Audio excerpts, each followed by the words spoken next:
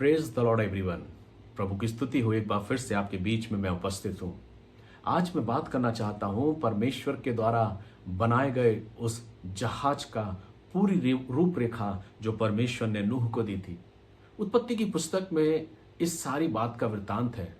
परमेश्वर का वचन बताता है कि परमेश्वर ने अपनी योजना को नूह के सामने प्रकट किया और नूह का परिवार और वे सारी प्रजाति के जीव जंतु जो जहाज में थे, जो एक बहुत बड़ा जहाज परमेश्वर ने उसे बनाने का आदेश दिया था, उस जहाज में जितने गए वे सब बचा लिए गए।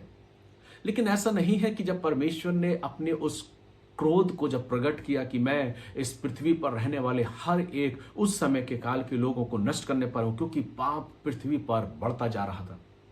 ऐसा नहीं कि परमेश्वर के सामने योजना नहीं थी, ऐसा नहीं कि परमेश्वर ने अपने उन लोगों को बचाना नहीं चाहता था।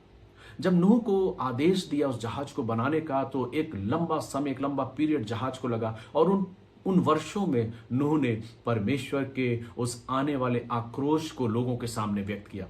लेकिन उस समय के लोगों ने परमेश्वर के उस संदेश की अवहेलना करी, उसके संदेश को नहीं सुना। वचन कहता है कि वे वैसे ही खाते और पीते रहे, उनके बीच में शादी ब्याह होते रहे और वे अपने जीवन में आनंद करते रहे। उन्होंने परमेश्वर के वचन की ओर ध्यान नहीं दिया। लेकिन नूह जो था वो परमेश्वर के आदेश के अनुसार परमेश्वर के उस जहाज का निर्माण करता रहा, नूह और उसके बच्चे। और एक समय ऐसा आया जब जहाज बनकर तैयार हो गया और तब उस जहाज में जैसा परमेश्वर ने आदेश दिया था वैसा ही नूह ने किया। और फिर परमेश्वर ने कहा अब तो इसके द्वार को बंद कर ले। जैसा परमेश्वर ने नूह को आदेश दिया, इतने लंबे समय के बाद, इतने लंबे वर्षों के बाद नूह ने उस जहाज का द्वार बंद कर लिया। जब जल प्रलय आया तो वचन कहता है कि लोगों ने नूह को पुकारा कि वो उसे बचा ले, लेकिन समय जा चुका था। क्या आपने और हमने कई बार अपने जीवन में इस बात को सोचा है कि आज कितना अधिक परमेश्वर का वचन हमारे और आपके पास प्रसारित किया जा रहा है? आज भी हम और आप अपने दीन दुनिया में, अपनी जिंदगी में यूं ही खोए हुए हैं। हम सच्चाई और हकीकत को पहचानना ही नहीं चाहते। लेकिन परमेश्वर का धन्यवाद हो कि उसने मुझको और आपको एक उद्धार की योजना में जोड़ा है और यह अवसर दिया है कि हम दिन प्रतिदिन अपने आप को उस उद्धार रूपी जहाज में जो परमेश्वर का वचन है, इस वचन में अपने आप को बनाए रखें। ये वो जहाज है जिसका वर्णन परमेश्वर का वचन मुझे और आपको बताता था, एक अथाह सागर के समान है। मेरे प्रियो, आज आवश्यक है, क्या मैं और आप इस जहाज में सवार होकर अपने जीवन को बचाना चाहते हैं, परमेश्वर की आशीष को पाना चाहते हैं?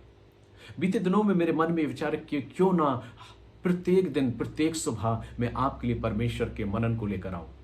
परमेश्वर के वचन के अनुसार मैंने प्रयास किया कि अपने इस चैनल पर परमेश्वर के वचन को हर सुबह आप लोगों के लिए लेकर आऊं।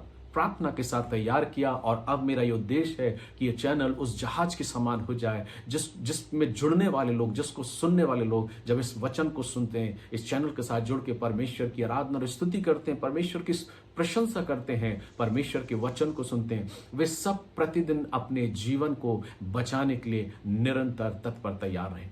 मेरे प्रियो, परमेश्वर का हम धन्यवाद करते हैं मसीह यीशु में कि उसने मुझे और आपको हमारे उद्धारकर्ता प्रभु यीशु मसीह में होकर बचाया है। आज की सुबह मेरे लिए फिर एक नई रोशनी है। मैं हर बार अपने संदेश में ये कहता हूं कि हर सुबह परमेश्वर मुझे और आपको एक अवसर देता है। क्या हम और आप अपने जीवन में उस अवसर को ठुकराना चाहते हैं या प्रत्येक सुबह अपने जीवन में परमेश्वर का धन्यवाद करते हुए अपने दिन की शुरुआत करना चाहते हैं? तो आइए एक बार फिर से ये सप्ताह परमेश्वर ने मुझे और आपको दिया है। इस पूरे सप्ताह में हम अपने दिन को कैसे व्यतीत करना चाहते हैं? परमेश्वर की स्तुति के द्वारा अपने जीवन में आनंद और मग्न करते हुए या अपने जीवन को परमेश्वर के वचन से अलग रखते हुए? मैं परमेश्वर का धन्यवाद करता हूं कि अगर आप मेरे साथ जुड़े हैं तो ये परमेश्वर की योजना है। परमेश्वर का धन्यवाद हो कि आप मेरे साथ जुड़े हैं, क्योंकि आप परमेश्वर से प्यार करने वाले लोग हैं। आप प्रभु से प्रेम करने वाले लोग हैं जो प्रत्येक सुबह परमेश्वर के वचन को सुनते हैं।